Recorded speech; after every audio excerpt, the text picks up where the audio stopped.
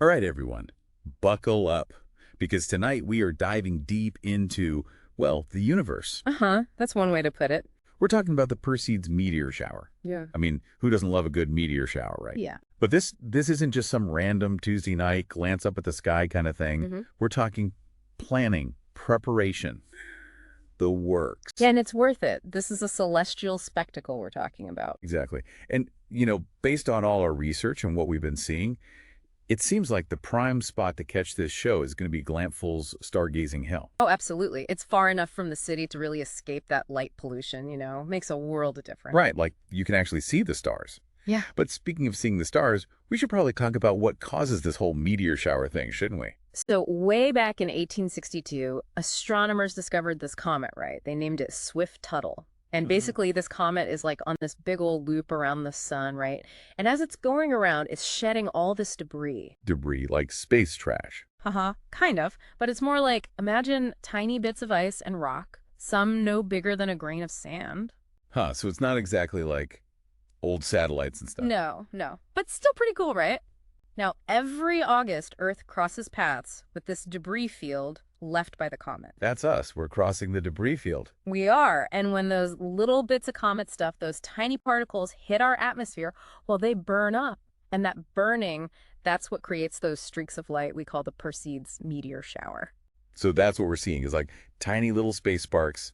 So this is happening like all of August, right? It kind of ramps up. But the peak, the absolute best time to see it, that's the night of August 11th, going into the early hours of August 12th. Mark your calendars, folks. I know. August 11th. I read somewhere that we might see, get this, like a meteor a minute. 16-hour. It's going to be amazing. Wow. Okay, so we've got our prime viewing location, we've got the dates, and we kind of get the science behind it now. Yeah. But isn't there something about the moon? Ah, yes. Now, there will be a bit of a lunar cameo, a first quarter moon, to be precise. A cameo, is that going to be a problem? Like block the view or something? It might initially. The moon's glow could wash out some of the fainter meteors earlier in the evening. Not ideal. But here's the good news.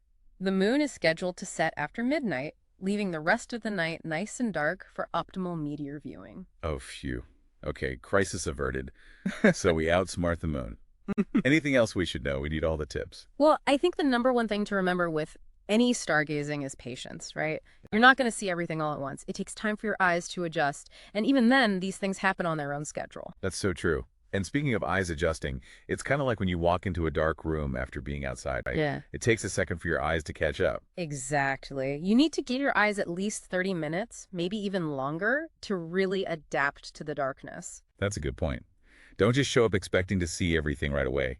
And while you're waiting for your eyes to adjust and the moon to set, you might get a little chilly. It can get surprisingly cold at night, even in August. Layers are your best friend, trust me. Oh, definitely. Maybe even pack a blanket or two, Make it cozy. And hey, while we're on the subject of what to bring, dot flashlights, yay or nay? Here's the thing. If you absolutely need a light, go with red tinted. White light from a normal flashlight. Yeah. That'll mess with your night vision and make it harder to see the meteors. Right, so red light it is. And snacks, don't forget snacks. Okay, so to sum everything up, August 11th, head over to Glampful's Stargazing Hill. Dress warmly, pack snacks, bring a red-tinted light if you really need one. And most importantly, relax, be patient, and enjoy the show. It's truly a humbling experience, wouldn't you say? Makes you realize just how vast and mysterious the universe really is. And who knows, maybe this will spark a new passion in some of our listeners. Astronomy is a fascinating field, full of endless wonders just waiting to be discovered. Maybe this is just the beginning. Well, we hope you all get a chance to witness this incredible event. And if you do, let us know. We'd love to hear all about your experiences. Until next time, keep looking up. And happy stargazing, everyone.